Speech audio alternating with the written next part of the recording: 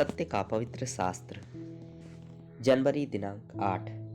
हे यहोवा के पवित्र लोगों, उसका भय मानो, क्योंकि उसके डरवैयों को किसी बात की घटी नहीं होती।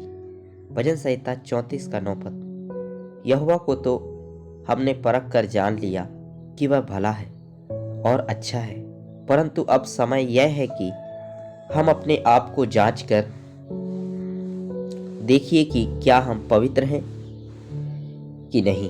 भजन संहिता 77 का 6 और 10 पद। मैं रात के समय अपने गीत को स्मरण करता और मन में ध्यान करता हूँ और मन में भली भांति विचार करता हूँ। मैंने कहा, यह मेरी दुर्बलता ही है, परंतु मैं परम प्रधान के दाहिने हाथ के वर्षों को विचारता हूँ। परमेश्वर के प्रति हमारी पवित्रता का आभास उसके भय मानने और हमारी आज्ञाकारिता से पता लग सकता है।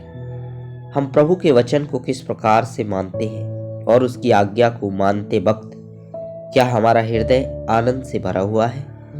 भजन संहिता 40 का 8 पद। हे मेरे परमेश्वर, मैं तेरी इच्छा पूरी करने से प्रसन्न हूँ और तेरी व्यवस्था मेरे अंतःकरण में बनी है।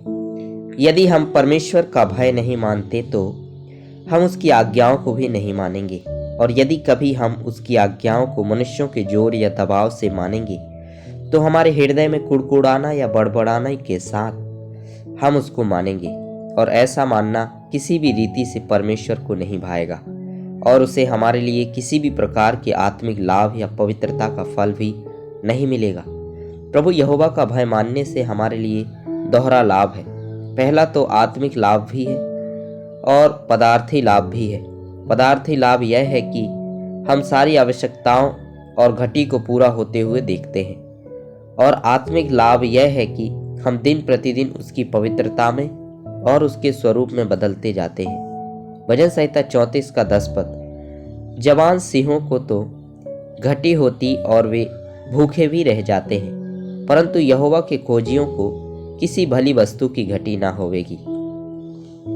पूरे हृदय से परमेश्वर से प्रेम रखना, उसका भय मानना और उसके मार्गों में चलना हमारे लिए अति उत्तम आशीष का परम धन्य भाग है। इस नए वर्ष के आरंभ में ही हम अपने हृदयों को प्रभु यहोवा के मार्गों में चलने तथा इस वर्ष की उसकी इच्छा को पूरी करके केवल परमेश्वर की महिमा के लिए जीवन बिताने का निश्चय और निर्णय करें। उसकी सारी आशीषों को पूरे वर्ष भर हमारे जीवन, परिवार तथा पूरी कलीसिया के लिए प्राप्त करें। भजन संहिता 65 का 11 पद। अपनी भलाई से भरे हुए वर्ष पर तूने मानो मुकुट धर दिया है। तेरे मार्गों में उत्तम उत्तम पदार्थ पाए जाते हैं।